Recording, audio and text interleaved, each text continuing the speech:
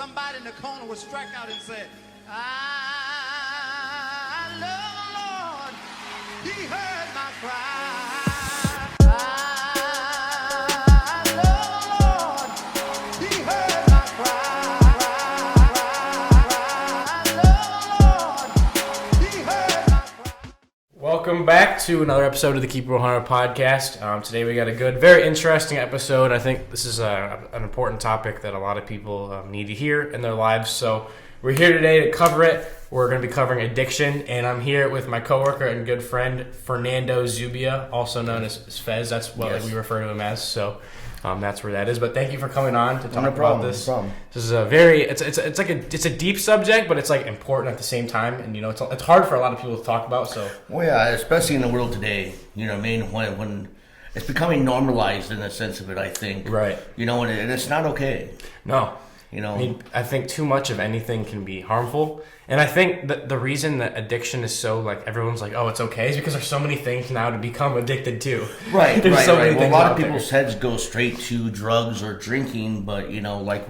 There's a lot more. There's a lot more and to it. It can be, like, simple. Like, there's like, serious levels, and there's, like, other levels that people don't think about. So we're going to get into all that today on this episode, and, let's dive right in. So the first question that I have is, and I kind of ask this in all my episodes, what is your definition of the word addiction?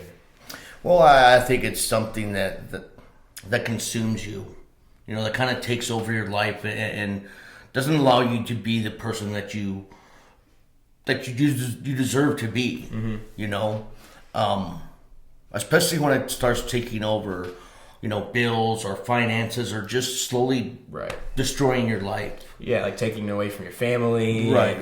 Yeah, your job and financial security. Yeah, definitely. You know, and that's the big one right there is, you know, is family, because a lot of people don't know how to deal with that. Mm-hmm. You know, there is the addict, but then there's a family that has to get healed as well or doesn't know how to understand it.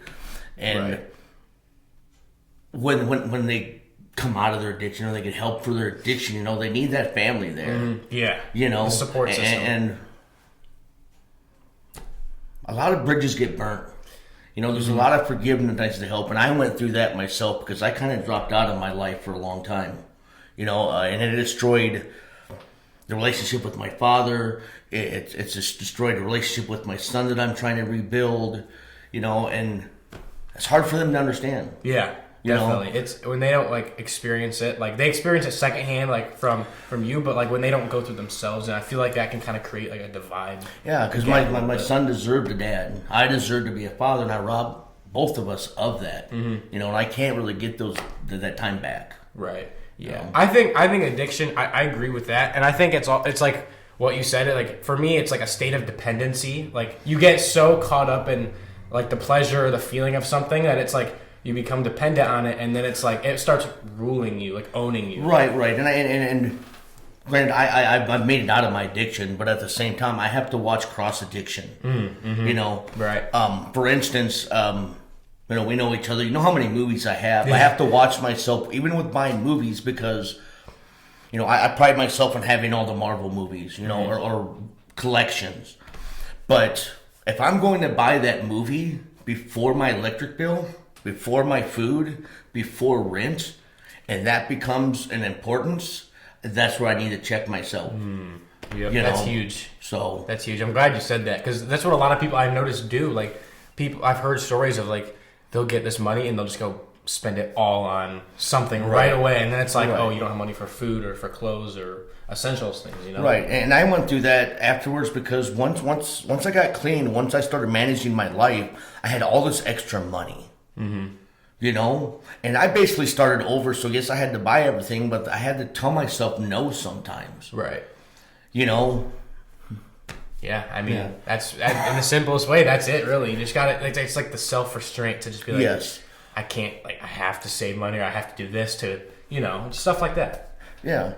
But so we kind of went over like what addiction is. Now what are types? What types of addiction are there out? There's so many of them. I mean, yes. We can't cover all of them. But like, what are some of them that come to mind for you? Like we said earlier, people go straight to drinking or drugs or smoking or something like that. phone is a big one nowadays. Oh my gosh. You know, I struggle with that myself. I'm struggling with that myself as well because, you know, I'll get home, I'll put on a movie, I'll go to relax, and I'll notice that I'm spending more time on my phone than watching a movie. I do the same thing. So I'll set it down. I do the same thing. You know? Right. And then 10 minutes later, all of a sudden, I got my phone back in my hand, and, you know, it's like, how did this happen? Right. You don't even know. It's Right. just like, it just seems like it just happens. You're like, what? Right. And like we just talked about, spending can be that, you know what I mean? Coffee, anything that you have an overindulgence of that may cause a harmful side effect to yourself, physically, mentally, your life, you know.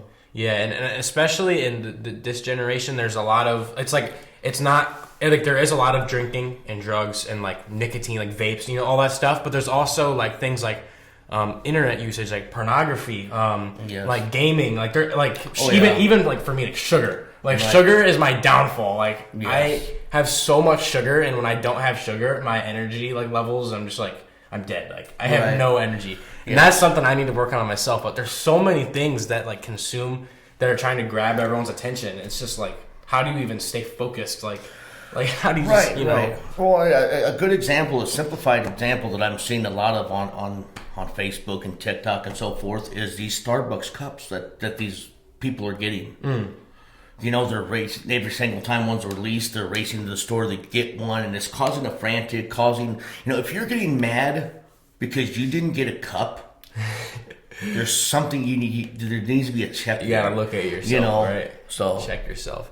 Yeah, I definitely agree. I mean, there's so many little things. It's like, and even like off that, like collectibles and like new things. Like you have to have the newest Right. phone, the newest shoes, the newest brand, you know, whatever. And it's just Right. like at the end of the day, it doesn't really matter. No, and I think it addiction, that's huge in addiction. Like people, like the addiction of pleasing people, Right. like with just like trying, like, oh, I need to fit in. I need to show these people that, you know, I'm this or that. And it's like, you really don't have to at the end of the day. Like, because if you think about it, like, people be like, oh, that's cool. You have a new sweatshirt. They'll see it for 3 seconds. Be like, cool. And then they'll forget about it. It's like, Right. at the end of the day, they're not going to remember that you have. And all I this just stuff.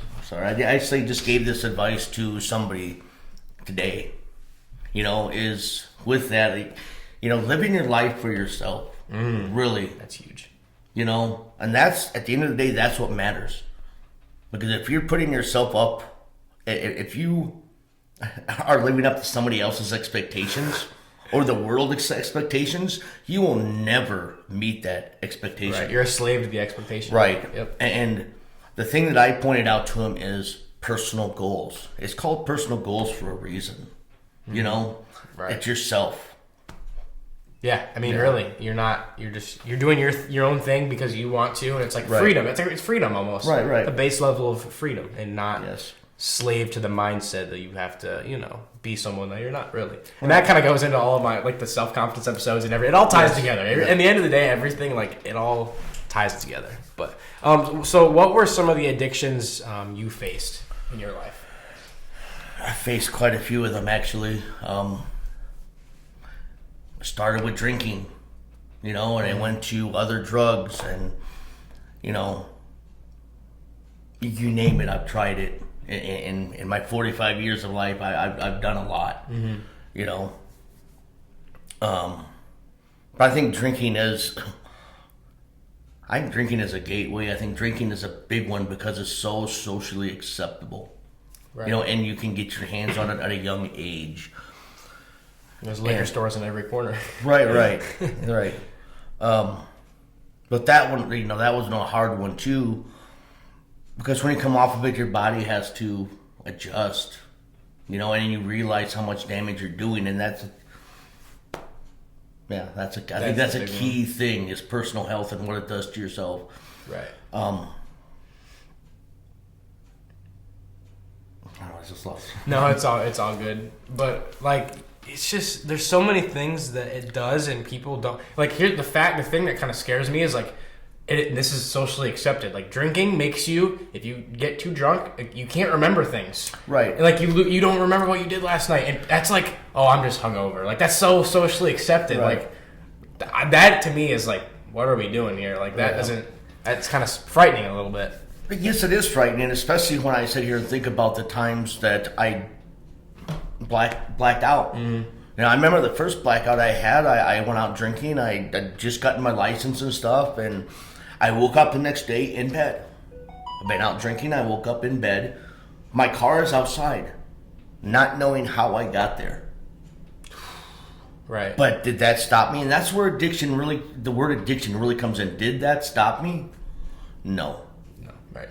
No.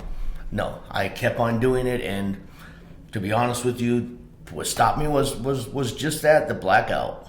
I had an incident. I woke up in Iowa City, not knowing how I got there. Right. Had to find my way back to Clinton, and it was a really embarrassing situation, and it really opened up my eyes to the fact of what am I doing.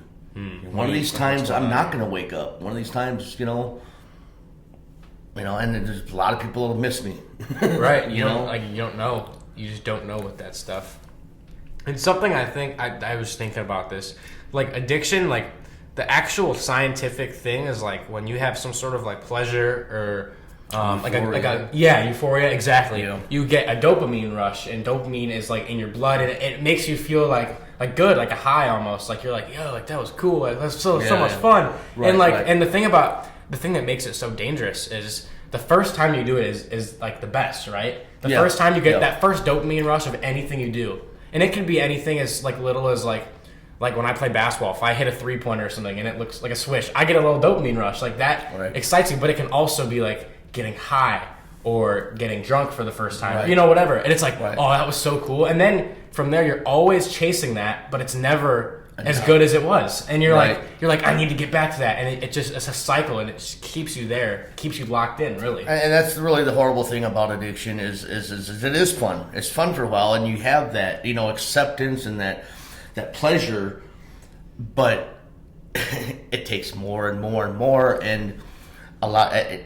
One day you wake up and you've lost everything: your friends, your family, your home. You ain't got a job no more. You're living on the street, and you're wondering how to get out and how to change, and you don't feel like you can. Right. And that's the big thing with a lot of people is they don't think they can get out of it. Right. I think that's a mindset thing. We'll get into that here too a little later on. But how important is the role of influence play in addiction? Like, and I'm talking like maybe like peer pressure or what other people think. Like, what do you think about that? Well, a lot. Yeah. A lot. Because as a person growing up and not really fitting in anywhere, or looking for a place to fit in, I looked up to certain people and admired certain people, and if I drank, I was in this crowd. If I did this, I was in this crowd. And I felt like I belonged. Even with celebrities. With nowadays, not nowadays and back then. I was really into music. I admired a lot of bands and stuff like that. And I'll use an example, Slash. I really looked up to him. He was always drunk. He smoked. He did this and whatever. And you get it in your mindset that I got to be like this guy, so I got to drink, I got to smoke, I got to do this. And you don't see the bad side of it. Right. You don't see it when they're not on social, or not social media at that, but I guess when they're not on tour or they're not in a concert or an interview talking about their great life. You don't see that. Right. You don't see their personal life. Well, you don't see it until it's too late. How many celebrities have we lost? That's so true, though. Yeah. Drug overdose. Yeah. Yes. I mean, shootings, like gang. Yeah, that's a really good point. That's so true. And I think it just goes back to people being like, just be yourself. Like, you don't have to fit in with other people, like all these other crowds, and try to please people, to be valued, to have worth. Right. It's like your life is like so important. Like it has so much worth. That's what I'm trying to say, basically. Yes. That's really what I was trying to say. But I mean, that's so important, and I think a lot of people do struggle with that. Just know that you don't have to follow the crowd. Like go be a trailblazer. Make your own path. Make your own path. That's right.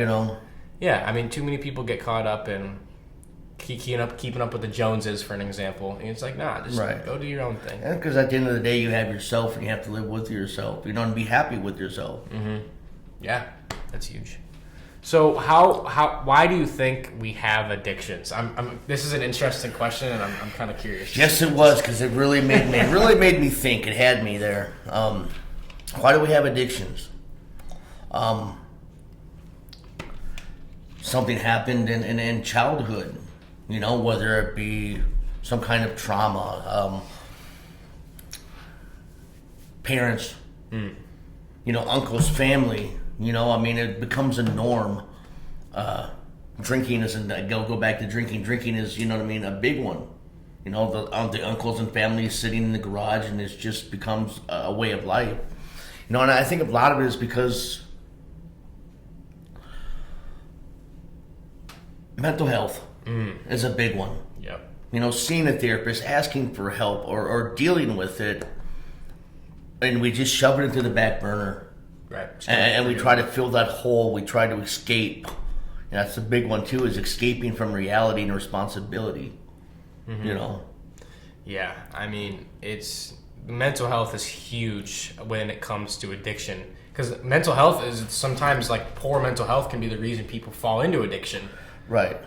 Whether it be drugs, they're using drinking or drugs as a coping mechanism, for whatever might have happened, and that is where we need to figure things out as a society. Be like, we can't turn to this. We've got to turn to each other, rather than these substances. And I think that's why a lot of these rappers and artists are dying, because as bright as their life might seem, as rich and whatever, these guys might actually have mental health issues that we don't know about, and so they're using all these drugs to cope, and that's why. Yeah.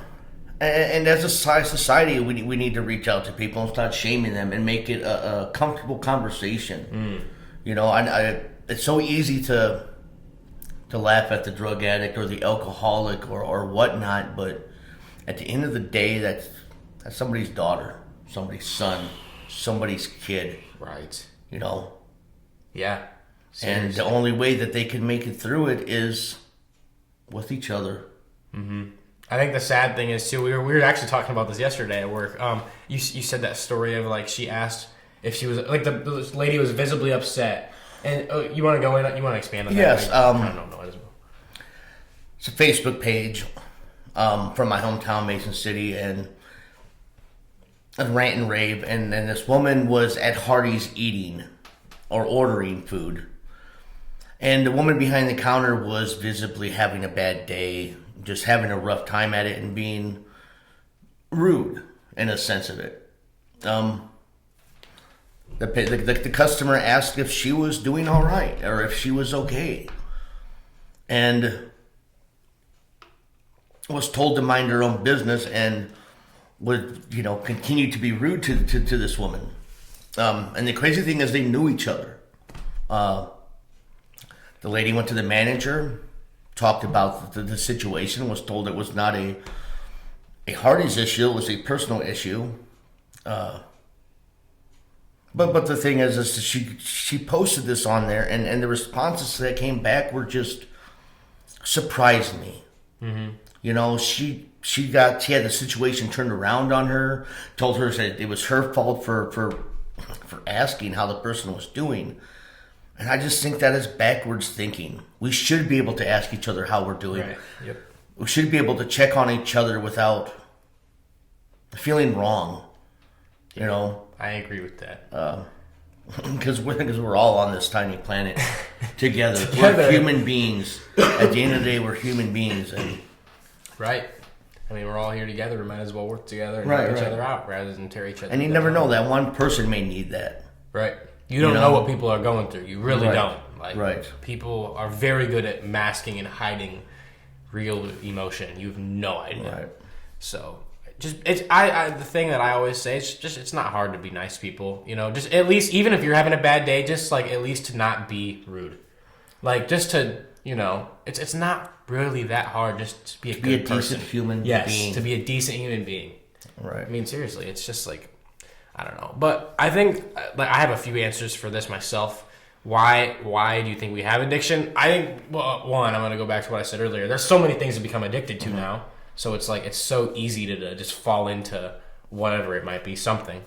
But I also think, coming with a religious point of view here as well, it's the enemy, purposely putting stuff out there, and trying to just get people away from God. Yes. Really, I mean, that's a huge thing. It's like, I don't know. It just seems like so many things are out there to set us up for failure, like purposely are there. And I think, and then it also goes back with the dopamine. We are wired. Our brains, our bodies are wired that way. Like dopamine, like if we have a good feeling, and we wanna, if we don't have the self control to like say, this, I need to set this down, or I need to limit this, you fall into it, Yeah. and you just continually, and it just becomes a cycle, and ultimately takes over your life, really. Yeah. Keeps you from being the person that you deserve to be. Yep. To yourself, your family, to everybody. Mm-hmm. Yeah, that's huge. So how long, how did you overcome some of your addictions, and like how long did it take you? It took a long time, because I've been struggling with a lot of things ever since I was a teenager. I just got clean. I think about 5 years under my belt. Mm-hmm. How did I get clean? How did I beat my addiction? Well, for starters, we really never beat our addiction. I'm still an addict. I could have a bad day. I could pick up a drink. I could, go back to my old ways. But I have to remind myself where that's going to take me. Mm-hmm. Mm-hmm. I have an apartment. I have a job. I could lose all that. So, but how did I beat my addiction? I got away from everything. Not a little bit, I got away from everything. I'm probably going to mess this up, but in the Bible, it says when you have a new life, you prune your tree. Oh, yep. Like reborn. Right. I basically chopped my tree down and started over. Anybody that was toxic to me in my life, sorry. Right. I went to the Victory Center. Mm-hmm. I got involved in a 9-month program. I got a job at Fulton Corp here. After the 9 months, I had enough money to get my own apartment, and I'm still doing it. Right. Every day I'm getting up, I'm going to work, I'm paying my bills, I'm just being productive, and I'm not allowing any of that toxicity back into my life. Mm-hmm. Yep. That's important. I mean, I think you got to be all in. If you really want to change, you got to be like, I'm not gonna halfway put half effort. You got to be all in. You got to be 100%. That's right. The only way that you really, and like you said, leave everything behind. Like, don't look back. Like, just be like, too bad. Like, I'm sorry. The hardest thing that I had to realize was that these people that I called friends, these acquaintances, they're not really your friends. Mm-hmm. Right. It's like, what are they? Because really if they were doing your for you? friends, they wouldn't be there to tear you down. They wouldn't be giving you the stuff that is causing this in your life. They'd be there to uplift you. Right. Help you out. Right. Be there for you. Because that's the easiest way to find out who your friends are, is act like you're broke for a second. Who's going to be there? Who's going to be gone?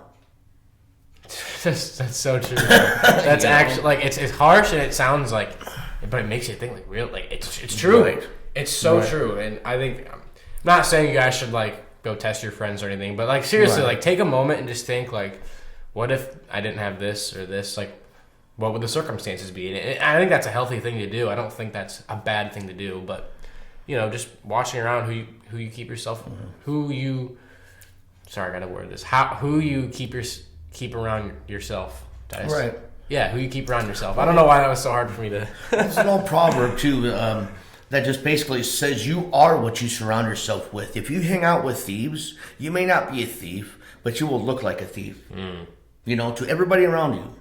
And not only that, but if you're in something or around something enough, you will become that. Mm-hmm. You may not be a thief, but over time, you will start to become what your surroundings are. So in order to grow, we have to be careful what our surroundings are. You put yourself in an environment where you can, succeed. And, right. Start to be on the right path. Right. Yeah. So how big of a role does, like, faith play in overcoming stuff like addiction? Well, first off, I wouldn't be here without God, because I don't believe in coincidences. I believe I was placed in the right place at the right time to get where I am right now. If I hadn't have gotten clean, if I hadn't gone to the Victory Center, I wouldn't have been involved in the 9th-month program. I wouldn't have had my job at Fulton Corp. You know, all these things play into it, gave me a second chance. Sometimes for the Victory Center, a 5th, 6th chance. You know, they didn't have to let me back in, but they did. That set up everything here. You know, and I believe that's God. And the reason I say that is because if I didn't, I have a friend that I helped out, still helping out. And if these things didn't line up and happen, I wouldn't have been there for this person. And that person reminds me all the time how much I helped her. You know, but if I didn't, you know, if those things didn't line up, I wouldn't be there. Right. You know, I wouldn't have my job. You know what I mean? And yeah, I mean, seriously, like, we probably wouldn't even be doing this right now. We probably wouldn't even be doing this right now. Right. And I think the same way for, like, in my life, if God didn't bring me through certain things, if certain things didn't happen, like, you know, sometimes you have, like, a bad experience, and the time being, like, God, why are you doing this to me? Like why are you bringing me through this? But then in the end, like, maybe, you know, later down the line, you're like, I see why he did that, and, like, I'm actually grateful that he taught me this lesson, or, you know, whatever. And I think that's huge for anything, really. That's a hard thing to swallow, though, because I know for me, I've kind of had a rough time at it since I've been a kid in life, you know, and eventually you just, like, why do I have to go through this? You know, can I catch a break? Right. But then when that purpose is shown to you, for instance, me helping out that friend, I realized I wouldn't have been able to help her or anybody else without having those experiences. Right. You know? Yeah. And I mean, that's huge. And, like, faith for me, you know, it's like everything, you know, it's like a guide to your life, and it shows you your purpose and, you know, what we're here to do. And I think, I mean, like I said in the last episode, if you, like, I just feel different with my faith. Like, when I'm, like, very in tune with it, like, you live your life different. And, like, this is, like, I'm gonna say this, and some people are gonna be like, what? Like, I really don't worry anymore. Like, I know that sounds crazy. Like, I've taken this seriously in the last few months, and I can't even describe it. And it sounds, like, really, like, outlandish and, like, what is he talking about? Like, that's not true. I swear. Like, I really just don't have worry anymore. I just live my life. I'm just like, I'm chilling. I'm here, you know. Whatever happens, happens. I mean, I understand that, because I do worry. I'm a big thinker and stuff like that about things, but at the same time, I've had to let things go and put them in God's hands. Right. And not worry about it. For instance, my relationship with my son. That weighs on my head, where it was stressing me out, and but it'll come in time. You know, there's no sense of worrying about certain things, because maybe right now is not the time. Man, that's it. You know? That's it. Timing. Maybe right now is not the time that God wants me to deal with it. Yep. I'm very glad you said that, because it's like, yeah, you know, he's got me. That is the mindset that has really helped me not worry as much. It's like, you know, God's got it. Like, I'm chilling. Yeah. He's got me, you know. And I'll bring the serenity prayer into this too. God, grant me this serenity to accept the things I cannot change, the wisdom to know the difference. I just messed that all up. I really did. But the serenity prayer is a very big one. You know, why worry about something that you cannot change? You can set, you know, worry about the things you can change. Worry about the little things, because the little things add up to the big things. You're right, and I think that's a big cause of stress, and maybe even addiction in a lot of people's life, trying to manipulate things that you don't have control over. It's like, just control what you can control, and what you can't control, so be it. Right. Let it be, you know. God's got it in the end of the day. But for our viewers who are listening and watching, around the world. No, probably not. I'm just kidding. How can they overcome addiction they might be dealing with in their own lives? Ask for help. The first thing is to step away and realize that you want it, really. Because as much effort as we put into our addictions, finding that drug or that drink or whatever every single day, you can put it into changing your life. But you got to be in 100%, not 90, 100%. You're going to want it. And it gets easier. Trust me, it gets easier. But you have to surround yourself with positive environments, positive people, God. You're not alone. And I think that's the hardest thing that a lot of people deal with, is thinking that they're alone, thinking nobody cares. Well, this is my life now. It doesn't have to be, Yeah. You're in control of your life. And it may be scary, but it just, like I said, it just takes one step. And you don't have to do it alone. But you got to have the right people in place. And you got to get the toxicity out of your life. Because that one person could destroy it all. Yeah. Because when you have those bad days and you feel like a drink, you need to go to that person that's going to say no, that's going to talk to you. Not the person that's going to sit down and say, hey, let's talk over a beer. No, it doesn't work that way. Right. Got to eliminate it. Right. Yeah, that is awesome. I'm very glad you said that. That is very powerful to hear too, just because, you've been through stuff too. And it's like to show that you've been able to do it, and like you can bring that message to people. Like, that's powerful. That's really good. So what would you say to someone who says they can't overcome an addiction? They're stuck in it. You haven't tried hard enough. I hate, Right. You haven't tried, because you're not stuck. The only person that is stopping you from getting clean or getting help that you need is yourself. Because you deserve a better life. Your sons deserve a better person.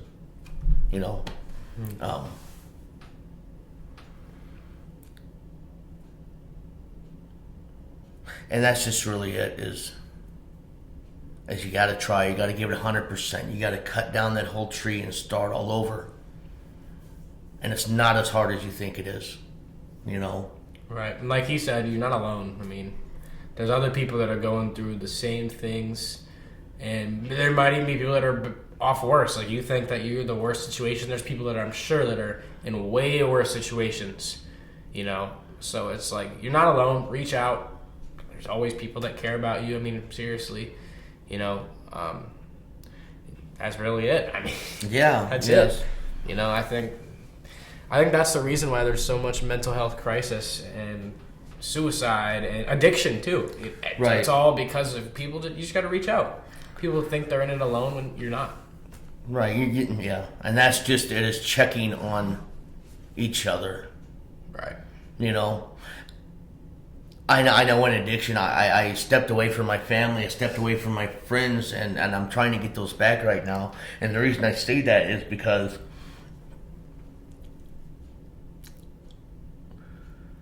I had a lot of people check on me, but I didn't receive it. And